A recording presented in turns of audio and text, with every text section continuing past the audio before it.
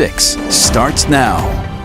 All right, happy Friday, everybody. It is great to have you with us as we start our First Alert 6 streaming. I'm Erin Hartley. And I'm Cerise Cole. And that's Jarrett. Yeah, and that's Jarrett, joined by Senior Chief Meteorologist Rusty Lord as well. I'll get right to your forecast first thing on this Friday. Grab the coat, of course, this morning. Going to be chilly, but not quite as chilly as it's going to be this weekend. Yeah, it gets cold this weekend. We're going to talk about the chilly air that we have out there this morning. There's also a couple of sprinkles with some clouds moving in, and you can see some of those clouds as we look off to the northwest as of right now. And I guess to the north, I should say. That's 144th looking north. Clouds are moving in from the west. They are filling up the sky.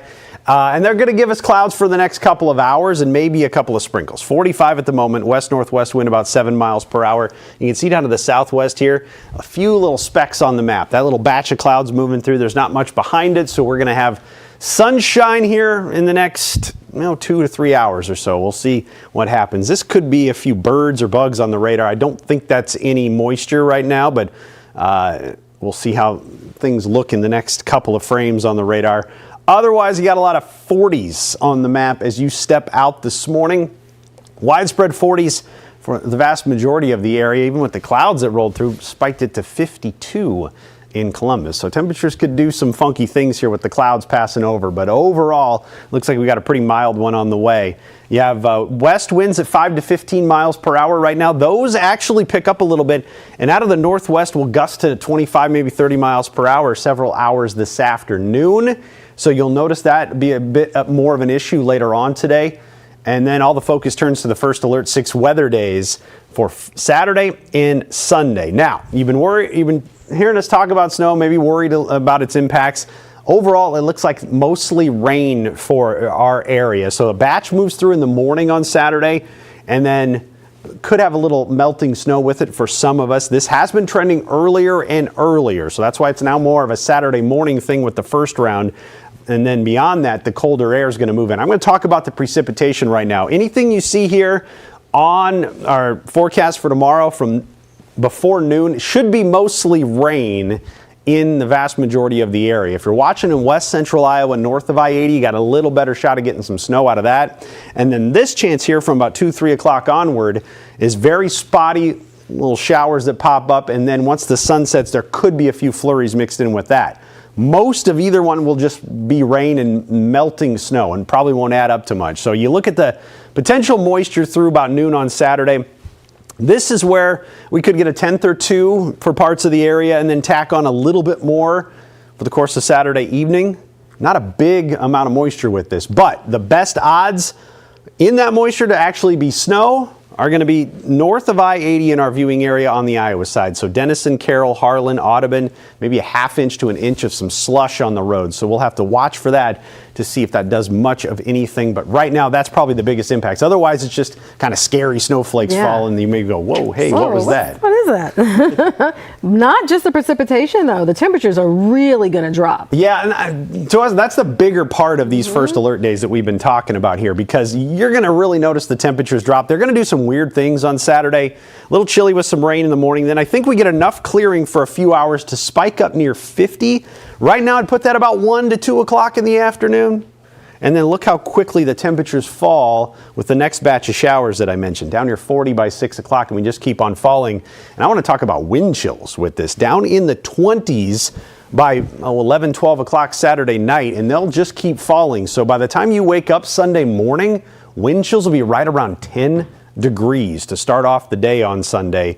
Yeah, it's going to feel cold. And then over the course of the afternoon, the best the wind chills will probably get in the 20s during the afternoon. They'll fall back again Monday night. Even with lighter wind, we're still talking wind chills down in the teens. What about the actual air temperature? Well, we get our first widespread hard freeze Sunday morning. So prep between now and Saturday afternoon. Detach garden hoses, drain out some of those above ground water lines. Anything below ground should be okay, but you'll notice then air temperatures dip down to 19 by Monday morning, and we try to rebound Monday, but little tough there.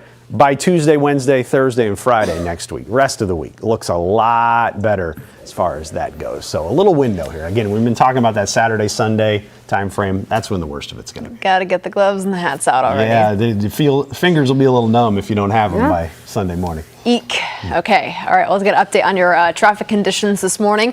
Heads up for sun glare, of course. It's that time of year when we've now fallen back and it's right in our eyes during that commute. Yeah, we're kind of threading the needle this morning because Rusty, you were mentioning some of those clouds that are trying to push in, but right now, if you're heading on the roads, we've got the sun right in your eyes as you're trying to go eastbound. And let me show you what I'm talking about here with this. This is what it's looking like as you're going east on I-80. It's not exactly lined up perfectly, which is good news for us if you're going straight east, but look at how bright that is. That's definitely going to be a factor for you.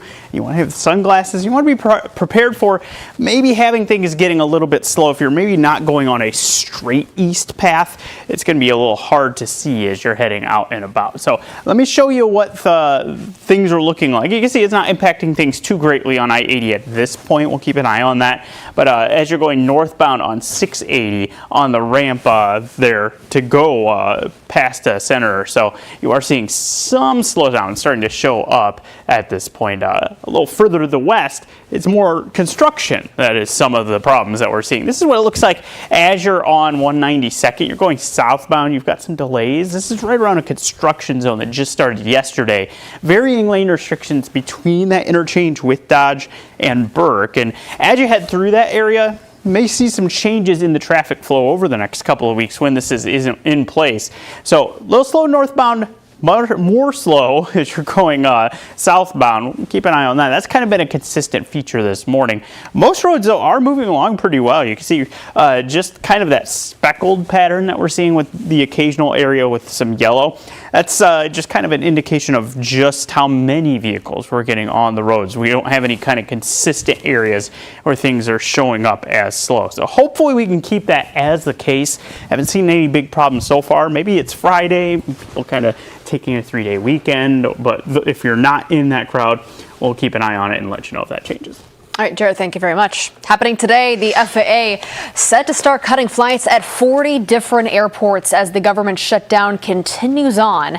Omaha's Eppley Airfield warning passengers to check the flight status before they head out to arrive at the airport with enough time.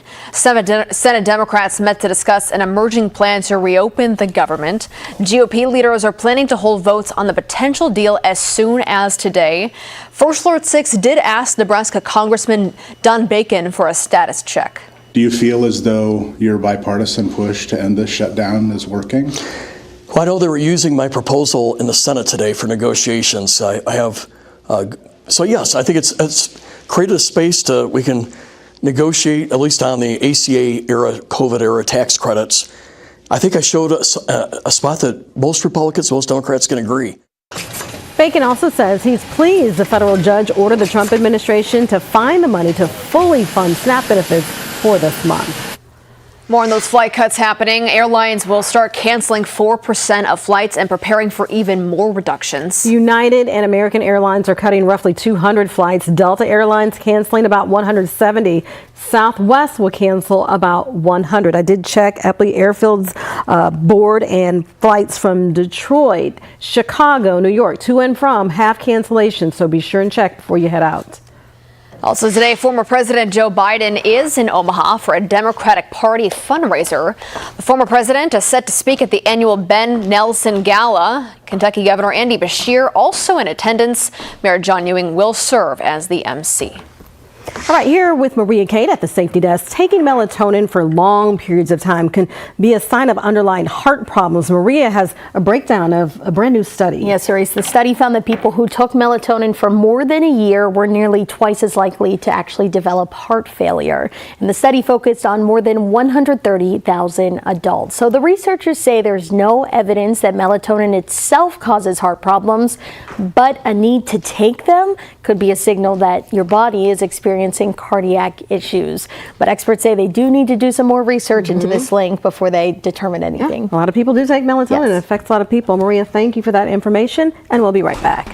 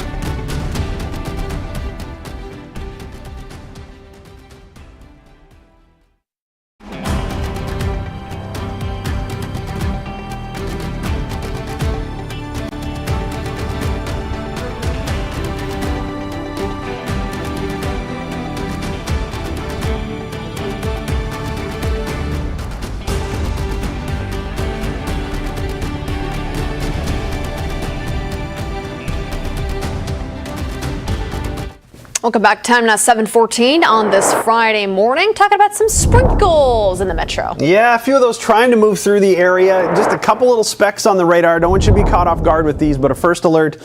So far, most of these staying just west or southwest of the city. Seward, down to York, down to Wilbur, and around the Lincoln area. There's not much on the map, but it's all associated with this batch of clouds moving through.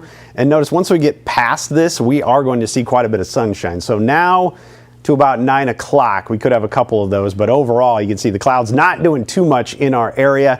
We're starting off with a mix of sun and clouds in 45, west-northwest wind about 7 miles per hour, and you can see 5 to 15 is pretty common over much of the area. The winds will pick up a little bit. This afternoon we'll gust up 25 to near 30 miles per hour with some of those wind gusts. That'll take us to 65 for the high. Should be a great afternoon. Then we fall back to near 40 overnight and just kind of hang there for a while overnight as the clouds increase and take us into Saturday, which is going to be a bit of a messy day. A lot of ups and downs. Pay attention to the forecast. By early in the morning, there's going to be some rain on the map, some snow to the northeast, and that will be moving through.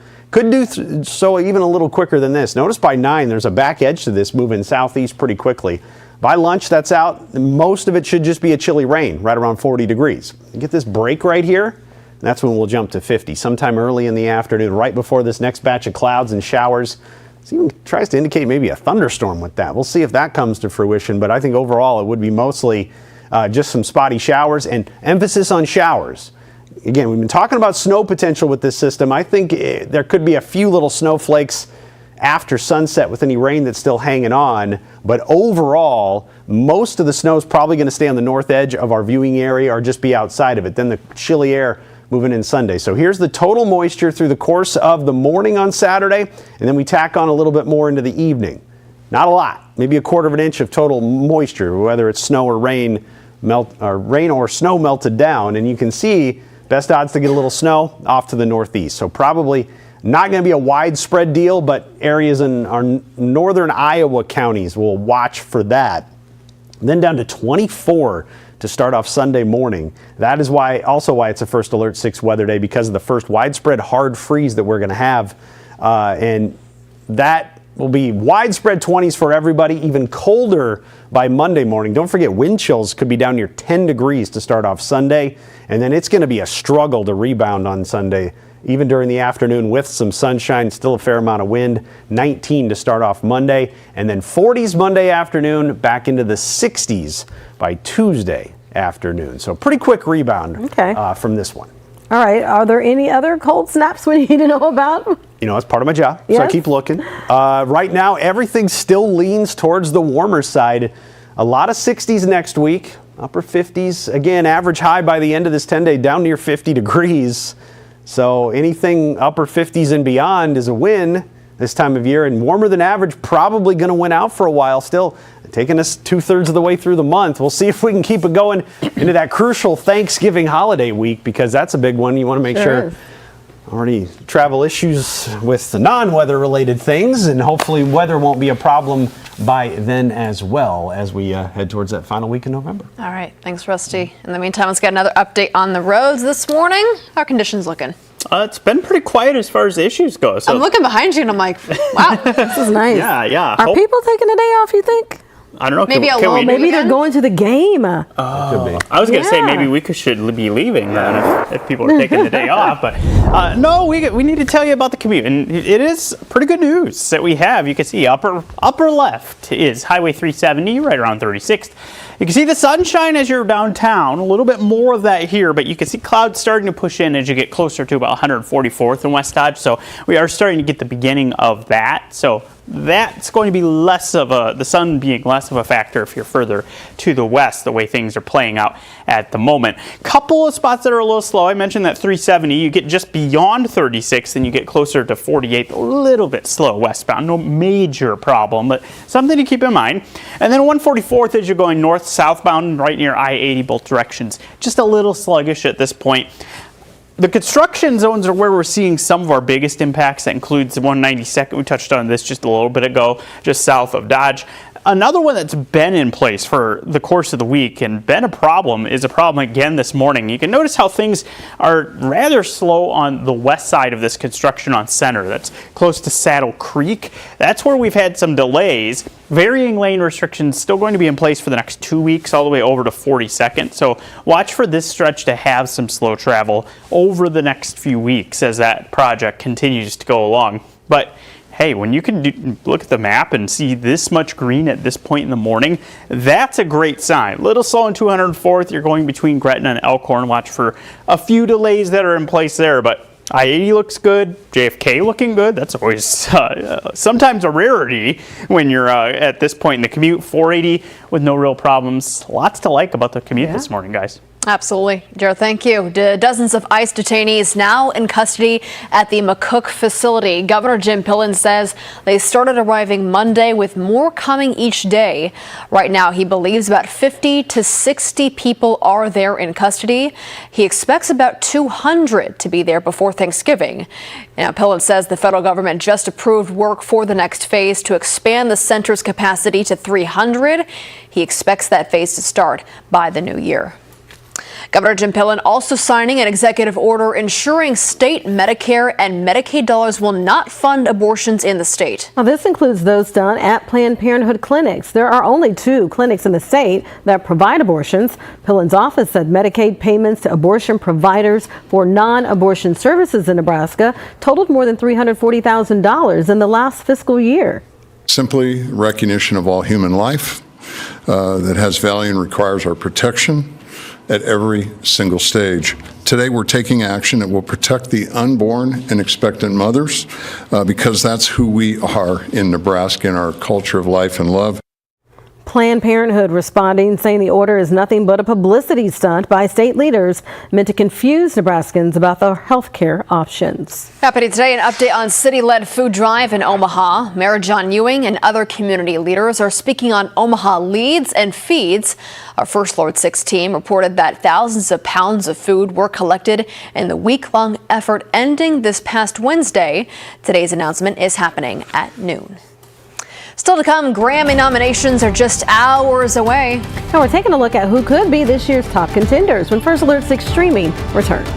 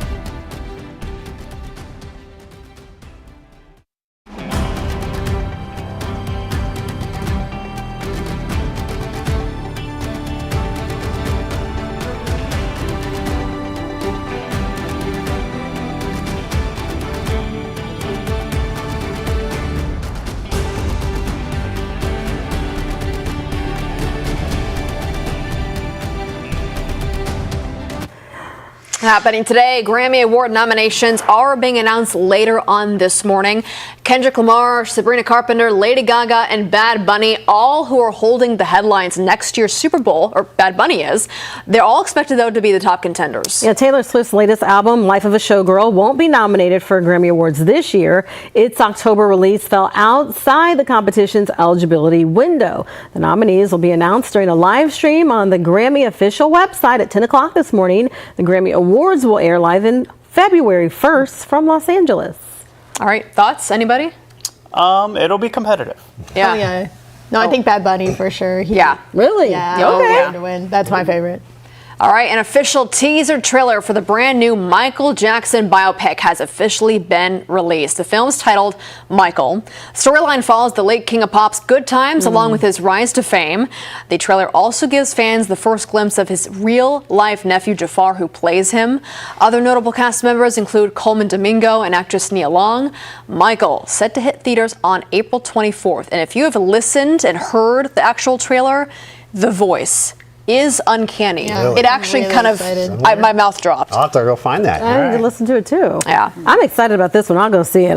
Yeah. Yeah, it's just kind of the latest in this trend for these biopics. Yeah. And they always get people very excited. Well, it's only a matter of time, but I think it's going to be extra special because his own nephew is going to be, playing him. So exciting. All right, everybody. Thanks so much for joining us. We're going to get ready for our update in the Today Show. You can watch it here on streaming or over the air. Have a great start to your weekend.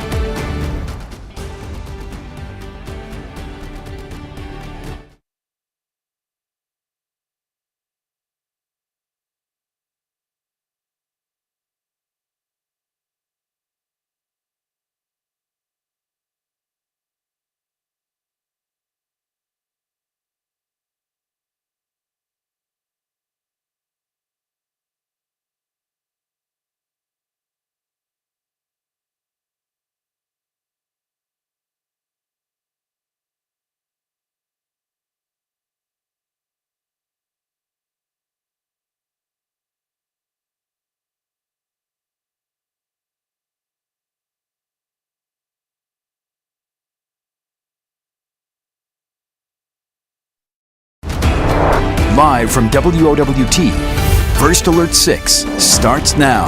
Good Friday morning, everybody. It is 7:26. I'm Cerise Cole. And I'm Erin Hartley. It's good to have you with us. Let's get an update on the roads this morning with Jared Lansford. And so far, it's been a pretty smooth start to our Friday morning commute. A couple factors that you need to keep in mind, though. There you can see how bright the sunshine is downtown. That could cause some sun glare issues. We're getting a little bit more cloud cover further to the west. That could try to cut into some of the impacts in that direction. A little bit of some slowing happening in a couple spots. 370 as you're approaching 48th. Watch for that as you head westbound. 144th, pretty slow on both sides of I-80. But for the most part, if you pick a main road, it's moving along pretty well as of right now. Rusty. Thanks, Jared. A little chilly out there right now. Got some clouds moving through as well. They're drifting in from the west, and they could have a couple of sprinkles in them, but just this little batch of clouds that's moving through. And you can see a couple sprinkles from Omaha down to the southwest Seward, towards Wilbur, towards Lincoln, and Crete as well. 40s right now. The clouds trying to cause temperatures to spike a little bit. Notice a jump to 50 in Wahoo. Saw that around Columbus as well. Might be with the wind surge too at 5 to 15 miles per hour coming with that, and we'll gust up near 25, maybe 30 miles per hour later on this afternoon. So you'll notice a little bit more of that wind. Then First Alert 6 weather days, Saturday and Sunday, a high of 50. Likely to have some morning rain in the area, and then a little bit more late afternoon in the evening. And a little melting snow trying to mix in, but melting is the key there. Then 37 chilly degrees on Sunday. Erin? All right, one person is dead after they were hit by a car in Council Bluffs. This happened yesterday evening near 8th and Canesville Boulevard. Police say the person was walking through the intersection when they were hit. Police say alcohol, speed, and not following traffic signs are being investigated as possible factors in this crash. It is 7:28. We're back with another update for you in 25 minutes. We'll see you then.